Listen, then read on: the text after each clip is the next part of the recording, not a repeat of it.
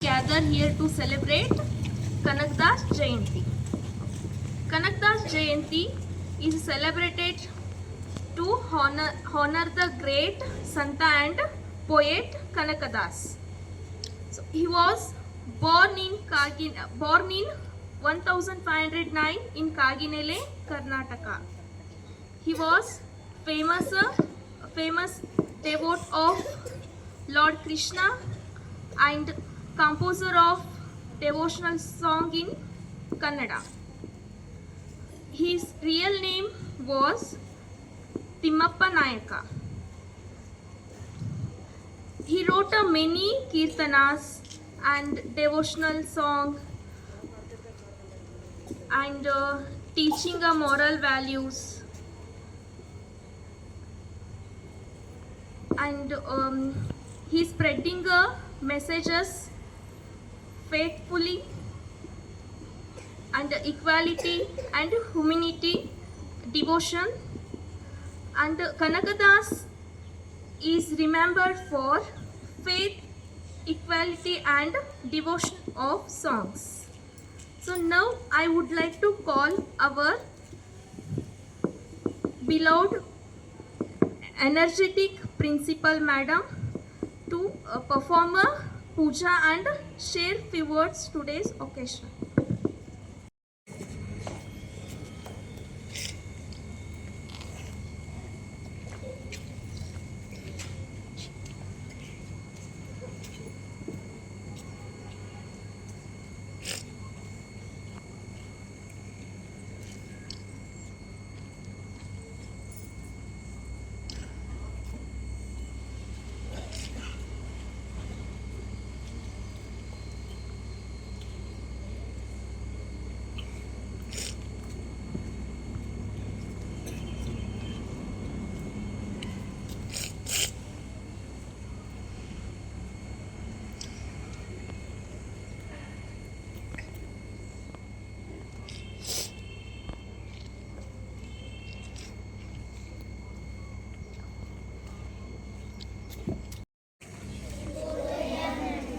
ಈಗಾಗಲೇ ಪೂಜಾ ಟೀಚರ್ ಹೇಳಿರುವ ಹಾಗೆ ನಾವೆಲ್ಲರೂ ಎದಕ್ಕೆ ಸೇರಿದೀವಿ ಅಂತಂತಾರೆ ಕನಕದಾಸ್ ಜಯಂತಿಯ ಆಚರಣೆಗಾಗಿ.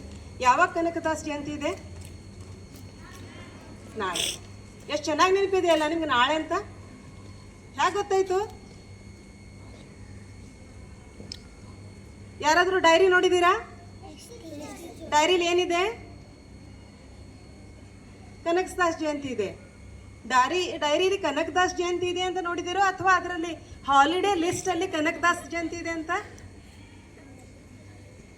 ಕೆಲವೊಬ್ರು ಮಕ್ಕಳು ನೋಡಿಲ್ಲ, ಅದು ಆನಂದದ ವಿಷಯ. ಅದರಿಂದ ಅವ್ರು ಸ್ಕೂಲಿಗೆ ಬಂದಿದ್ದಾರೆ. ಇಲ್ಲದೆ ಇದ್ರೆ ನಾಳೆ ಶನಿವಾರ ಮತ್ತೆ ರವಿವಾರ ಅಂತ ತಕ್ಷಣ ಏನು ಮಾಡ್ತಾರೆ ಅಂತಂದ್ರೆ ಊರಿಗೆ ಹೋಗ್ತಾರೆ. ಅದಕ್ಕೋಸ್ಕರ ಅದು ರಜೆ ಇದೆ. ನಾಳೆ ರಜೆ ಇರೋ ಕಾರಣದಿಂದ ನಾವೇನು ಮಾಡ್ತಾ ಇದ್ದೀವಿ ಅಂತ ಇವತ್ತು ಕನಕದಾಸ್ ಜಯಂತಿಯನ್ನು ಆಚರಿಸ್ತಾ ಇದ್ದೀವಿ. ಕನಕದಾಸ್ ಜಯಂತಿ ಯಾಕೆ ಆಚರಿಸ್ತೀವಿ ಅಂತಂದರೆ ಇವರು ಒಬ್ಬರು ದಾಸರು, ಕನಕದಾಸ್. ನೀವು ಪುರಂದರದಾಸರ ಹೆಸರನ್ನು ಕೇಳಿರಲ್ಲ?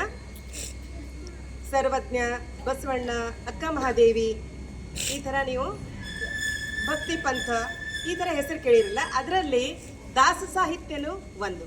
ಆ ದಾಸ ಸಾಹಿತ್ಯಕ್ಕೆ ಕನಕದಾಸರು ಕೊಟ್ಟಿರುವ ದೇಣಿಗೆಯನ್ನು ನಾವು ನೆನಪಿಸಿಕೊಳ್ಳೋಕ್ಕೋಸ್ಕರ ಕನಕದಾಸ್ ಜಯಂತಿಯನ್ನು ಆಚರಿಸ್ತೀವಿ.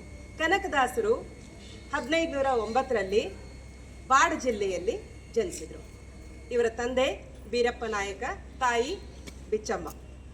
ಇವರು ನಾಯಕ ಮನೆತನದಲ್ಲಿ, ಆವಾಗ ವಿಜಯನಗರ ಸಾಮ್ರಾಜ್ಯ ಇತ್ತು. ವಿಜಯನಗರ ಸಾಮ್ರಾಜ್ಯದಲ್ಲಿ ಪ್ರತಿಯೊಂದು ಪ್ರಾಂತವನ್ನದಲ್ಲಿ ಏನೊಬ್ಬರಿಗೆ ನಾಯಕರಿಗೆ ಹಂಚಿಕೊಟ್ಟಿದ್ರು. ಅವರ ಜವಾಬ್ದಾರಿ ಏನಂತಂದರೆ ಆ ಪ್ರಾಂತದಲ್ಲಿ ಆಗು ಹೋಗುಗಳ ಆಡಳಿತದ ಬಗ್ಗೆ ನೋಡಿಕೊಳ್ಳೋದು.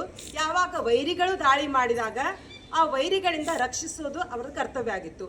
ಆ ಥರ ಕೆಲವೊಂದು ಭಾಗನ ಕೊಟ್ಟಿದ್ರು. ಇವರು ಎಷ್ಟೋ ವರ್ಷಗಳನ್ನ ಇದು ಮಾಡಿ ನಂತರ ಇವರು ತೀರ್ಕೊಂಡ್ರ ನಂತರ ಕನಕದಾಸರು, ಈಗ ಕನಕದಾಸರು ಅಂತ ಕೇಳ್ತೀವಿ, ಇವರು ಮೂಲ ಹೆಸರು ಏನಿದೆ ಅಂದರೆ ತಿಮ್ಮಪ್ಪ ನಾಯಕ್.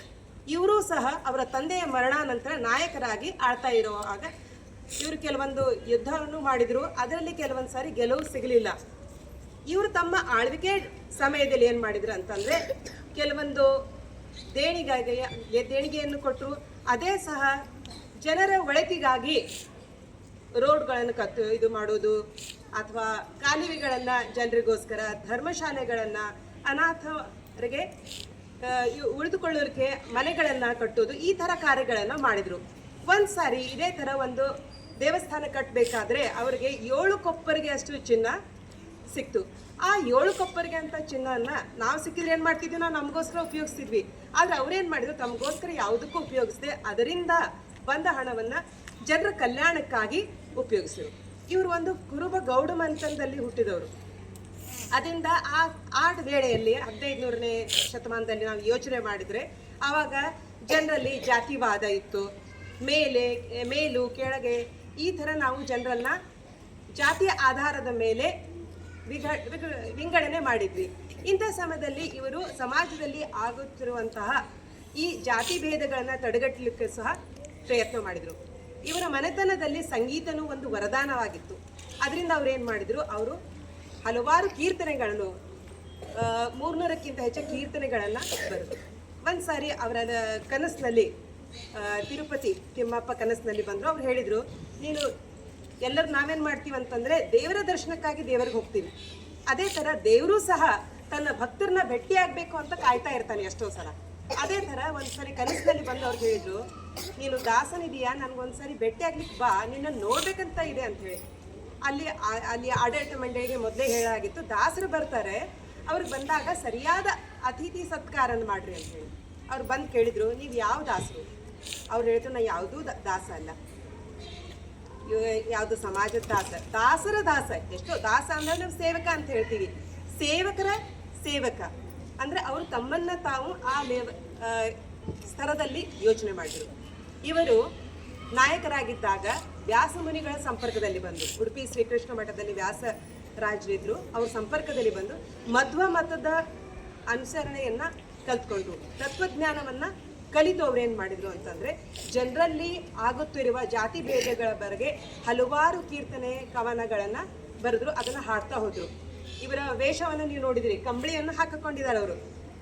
ಕಂಬಳಿ ಹಾಗೆ ಅವರು ಒಂದು ಮುಂಗುಡಿ ಅಂತ ಒಂದೊಂದು ಪ್ರಕಾರ ಒಂದು ತೋರಿಸಿದ್ರು. ಅಂದರೆ ಈಗ ಒಂದೇ ವಾಕ್ಯದಲ್ಲಿ ಯಾರಿಗಾದ್ರೂ ನೀವು ಕೇಳಿ ಹೇಗಿದ್ದೀರಾ ಅಂದರೆ ಚೆನ್ನಾಗಿದ್ದೀವಿ ಅಂತ ಒಂದೇ ಉತ್ತರ, ಅದನ್ನೇ ಅವರು 10-12 ವಾಕ್ಯದಲ್ಲಿ ಹೇಳೋ ಅಂಥ ಒಂದು ಪದ್ಧತಿಯನ್ನು ರೂಢಿಸಿಕೊಂಡ್ರು. ಅದೇ ದಾಸರ ಪಂಗತಿ. ಇಲ್ಲಿ ತರ್ಕವಾದ್ಯಗಳನ್ನು ಆಗ್ತಾ ಇದ್ವು. ತರ್ಕವಾದ್ಯಗಳು ಮಾಡ್ತಾ ಇದ್ದವಾಗ ಪಂಡಿತರ ಜೊತೆಗೆ ಯಾವಾಗಲೂ ವಾದ ವಿವಾದಗಳು ಆಗ್ತಾ ಇದ್ವು. ಆವಾಗ ಅವರಲ್ಲಿ ಒಂದು ಪ್ರಶ್ನೆ ಬಂದಿತ್ತು, ನಾವು ಈ ಸಂಸಾರದಿಂದ ಹೇಗೆ ಮುಕ್ತಗೊಳ್ಬೇಕು? ಆವಾಗ ಅವರು ಹೇಳಿದ್ರು, ಅವರೇ ಕಾಯಬೇಕು. ಆವಾಗ ಅದೇ ಸಮಯದಲ್ಲಿ ಒಬ್ಬ ಮನುಷ್ಯ ಬಂದು ಏನು ಹೇಳಿದ ಅಂತಂದರೆ, ನಮ್ಮಲ್ಲಿ ಒಂದು ಪ್ರಥೆ ಇದೆ, ಯಾವಾಗ ನೀವು ನಿಮ್ಮ ಮನೆಯಲ್ಲಿ ಎಷ್ಟೋ ಗಿಡಗಳನ್ನು ಹಾಕಿದಾಗ ಮೊದಲೇ ಸಲ ಬರುವ ಆ ಫಲವನ್ನು ನಾವೇನು ಮಾಡ್ತೀವಿ, ದೇವರಿಗಾರ ಅರ್ಪಣೆ ಮಾಡ್ತೀವಿ. ಇಲ್ಲಾಂದರೆ ನಿಮ್ಮಲ್ಲಿ ಅಕ್ಕಪಕ್ಕದಲ್ಲಿ ಇರೋ ದೇವಸ್ಥಾನಕ್ಕೆ ಹೋಗಿ ಕೊಡ್ತೀರಾ. ಅದರಲ್ಲಿ ಇಲ್ಲಾಂದರೆ ನೀವು ದೇವರು ಅಂತ ಕಲ್ಪನೆ ಮಾಡಿಕೊಂಡಿರೋ ವ್ಯಕ್ತಿಗೆ ಹೋಗಿ ಅದನ್ನು ದಾನದ ರೂಪದಲ್ಲಿ ಕೊಡ್ತೀರಾ. ಅದೇ ಥರ ಅಲ್ಲಿ ರೈತರೊಬ್ಬರು ಏನು ಮಾಡಿದ್ರು ಅಂತಂತಂದರೆ, ತಮ್ಮಲ್ಲಿ ಬೆಳೆದಿರುವ ಅವರೆಕಾಯಿಗಳನ್ನು ತಂದು ಅವ್ರು ಕೊಟ್ಟರು. ಅವರಿಗೆ ತರ್ಕವಾದ್ಯ ನಡ್ತಿರ್ಬೇಕಾದ್ರೆ, ತರ್ಕವಾದ್ಯದಲ್ಲಿ ಆ ಪ್ರಶ್ನೆ ಬಂದಿತ್ತಲ್ಲ, ಈ ಸಂಸಾರ ಬಂಧನದಿಂದ ನಾವು ಮುಕ್ತರ ಹಾಗಾಗಬೇಕು. ಆವಾಗ ಅವ್ರು ಒಂದು ಉತ್ತರ ಕೊಟ್ಟರು, ಅವರೇ ಕಾಯಬೇಕು ಅಂತ. ಅಲ್ಲಿ ಎಷ್ಟೋ ಜನ ಪಂಡಿತರಿದ್ರು, ಅವ್ರು ಅಂತಂದ್ರು, ಅವರೇಕಾಯಿ ಇದಕ್ಕೆ ಇವನೇನು ಬಹುತೇಕ ಇವನಿಗೆ ಅವರೇಕಾಯಿ ತಿನ್ನೋ ಇಚ್ಛೆ ಇರ್ಬೋದು, ಅದಕ್ಕೋಸ್ಕರ ಅವ್ನು ಹೇಳ್ತಾ ಇದ್ದಾನೆ ಏನೋ ಅಂತೇಳಿ. ಆದರೆ ಅವರೇ ಕಾಯ್ಬೇಕಂತಂದರೆ, ನಾವು ಈ ಸಂಸಾರ ಬಂಧನದಿಂದ ಮುಕ್ತರಾಗಬೇಕಾದ್ರೆ ನಾವೇನು ಮಾಡ್ಬೇಕಂದ್ರೆ, ಆ ದೇವರು ನಮ್ಮನ್ನು ಈ ಎಲ್ಲ ಭವಬಂಧನಗಳಿಂದ ಮುಕ್ತ ಮಾಡುವವರೆಗೆ ನಾವು ಕಾಯಬೇಕು. ಅದೇ ಅದರ ಅರ್ಥ ಅವರೇಕಾಯಿ ಅಂತ. ಮತ್ತೊಂದು, ನೀವು ಉಡುಪಿ ಕೃಷ್ಣನ ದೇವಸ್ಥಾನಕ್ಕೆ ಒಂದು ವೇಳೆ ದರ್ಶನ ಮಾಡ್ತೀರಿ, ನೀವು ನೋಡಿರ್ಬೋದು, ದೇವಸ್ಥಾನದ ಮೂಲ ಭಾಗದಿಂದ ನೀವು ಹೋದಾಗ ದೇವ್ರ ದರ್ಶನ ಆಗೋದಿಲ್ಲ. ಆ ಕೃಷ್ಣನ ದರ್ಶನ ಮಾಡಬೇಕಾದ್ರೆ ನೀವು ಕನಕನ ಕಿಂಡಿ ಅಂದರೆ ಹಿಂದಿನ ಭಾಗದಲ್ಲಿ ಹೋಗಿ ನೋಡಬೇಕಾಗ್ತದೆ. ಆವಾಗ ಆ ಕಾಲದಲ್ಲಿ ಏನಿತ್ತು ಅಂತಂದರೆ ಜಾತಿ ಭೇದ ಮಾಡ್ತಾಯಿದ್ರು. ದೇವರ ದರ್ಶನಕ್ಕೆ ಇವ್ರಿಗೂ ಒಂದು ಸರಿ ಅನ್ನಿಸ್ತು, ನಾನು ಆ ಕೃಷ್ಣನ ದರ್ಶನ ಮಾಡಬೇಕು. ಕೃಷ್ಣನ ಭಕ್ತರು ಅವರು ದರ್ಶನ ಮಾಡ್ಬೇಕಂತ ಹೋದಾಗ ಏನಾಯಿತು, ಅಲ್ಲಿ ಏನೊಬ್ರು ಕೀಳು ಜಾತಿಯವನಿದ್ದಾನೆ, ಇವನಿಗೆ ಯಾಕೆ ನಾವು ಅನುಮತಿ ಕೊಡೋಣ ಅಂತ ಹೇಳಿ ಮಾಡಿದ್ರೆ ಅವ್ನಿಗೆ ಅನುಮತಿ ಕೊಡಲಿಲ್ಲ ದರ್ಶನ ಮಾಡಲಿಕ್ಕೆ. ಅವನು ಭಕ್ತಿಯಿಂದ ಏನು ಮಾಡಿದ ಅಂತ ದೇವಸ್ಥಾನದ ಹಿಂಭಾಗದಲ್ಲಿ ಕುಳಿತು ತಾನು ರಚಿಸಿರುವ ಕೀರ್ತನೆಗಳನ್ನು ಹಾಡಲಿಕ್ಕೆ ದೇವರು ಅವನ ಭಕ್ತಿಗೆ ಮೆಚ್ಚಿ ಮುಂಭಾಗದಿಂದ ಹಿಂಭಾಗಕ್ಕೆ ಮರಳಿ ಆ ಏನು ಬಾಗಿಲ ಇತ್ತಲ್ಲ ಅದನ್ನು ಮುರಿದು ಬಂದು ಅವರಿಗೆ ದರ್ಶನ ಕೊಟ್ಟರು. ಅದಕ್ಕೆ ಆ ಕಿಂಡಿಯನ್ನು ನಾವು ಕನಕನ ಕಿಂಡಿ ಅಂತ ನಾವು ಹೇಳ್ತೀವಿ. ಅದರಿಂದ ನಾವು ದರ್ಶನ ಮಾಡ್ತೀವಿ. ಅದು ದಾಸಪಂಗತಿಯನ್ನು ಇವರು ರೂಢಿಸಿದ್ರಿಂದ ಕರ್ನಾಟಕ ಸರ್ಕಾರ ಏನು ಮಾಡ್ತು ಅಂತಂದರೆ ಇವರು ಮಾಡಿರುವ ಕಾರ್ಯಗಳನ್ನು ನೆನೆಸಿಗೋಸ್ಕರ ಅವ್ರು ಏನು ಮಾಡಿದ್ರು ಅಂತಂದರೆ ಒಂದು ಸ್ಟ್ಯಾಂಪನ್ನು ಜಾರಿಗೆ ತಂದರು. ಈ ಥರ ಇವರ ದಿನವನ್ನು ಭಾರತದಲ್ಲಿ ಅಥವಾ ಭಾರತದಲ್ಲಿರೋ ಕನ್ನಡಿಗರನ್ನು ಆಚರಿಸ್ತಾರೆ. ಅದೇ ಥರ ಕರ್ನಾಟಕದಲ್ಲಿರುವ ಎಲ್ಲರೂ ಇವರು ಮಾಡಿರೋ ಕೊಡುಗೆಯನ್ನು ನೆನಪಿಸೋದಕ್ಕೋಸ್ಕರ ಕರ್ನಾಟಕ ಸರ್ಕಾರ ಕನಕದಾಸ ಜಯಂತಿಯನ್ನು ರಜೆ ಅಂತ ಘೋಷಿಸಲಾಗಿದೆ. ಆದ್ದರಿಂದ ಅವರು ಮಾಡಿರುವ ಕವಿತೆ ಅಥವಾ ನೀವು ಓದಿದರೆ ಅದರಲ್ಲಿ ಜಾತಿ ಮತ್ತು ನಾವು ಒಂದು ವೇಳೆ ಸತ್ಸಂಗದಲ್ಲಿ ಅಥವಾ ಸತ್ಯರ ಸಂಘದಲ್ಲಿದ್ದರೆ ನಮಗೆ ತೀರ್ಥ ಪ್ರಸಾದದ ಏನೂ ಅವಶ್ಯಕತೆ ಇಲ್ಲ.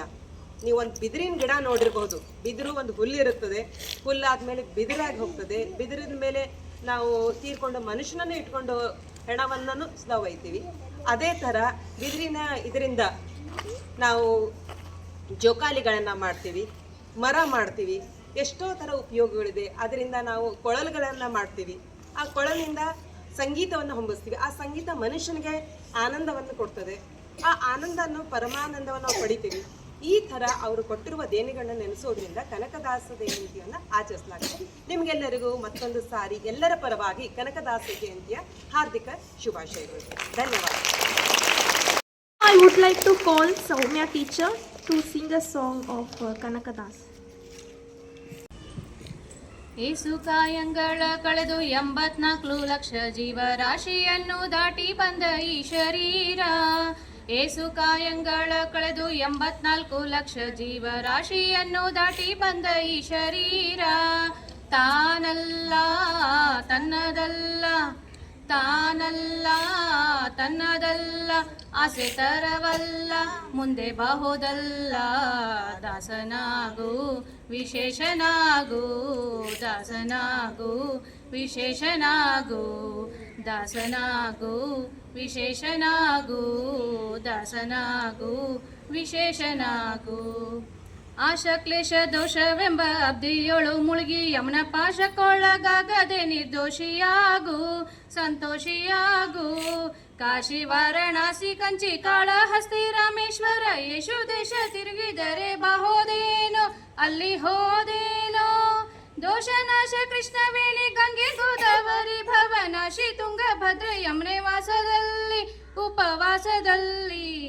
ಮೀಸಲಾಗಿ ಮಿಂದು ಜಪ ತಪ ಹೋವನೆ ಮಗಳ ಏಸು ಬಾರಿ ಮಾಡಿದರೆ ಫಲವೇನು, ಈ ಛಲವೇನು. ದಾಸನಾಗು ವಿಶೇಷನಾಗು, ದಾಸನಾಗು ವಿಶೇಷನಾಗು. ಏಸು ಕಾಯಂಗಳ ಕಳೆದು 84 ಲಕ್ಷ ಜೀವರಾಶಿಯನ್ನು ದಾಟಿ ಬಂದ ಈ ಶರೀರ. ಏಸು ಕಾಯಂಗಳ ಕಳೆದು 84 ಲಕ್ಷ ಜೀವರಾಶಿಯನ್ನು ದಾಟಿ ಬಂದ ಈ ಶರೀರ. ತಾನಲ್ಲ ತನ್ನದಲ್ಲ, ತಾನಲ್ಲ ತನ್ನದಲ್ಲ, ಆಸೆ ತರವಲ್ಲ, ಮುಂದೆ ಬಾಹೋದಲ್ಲ.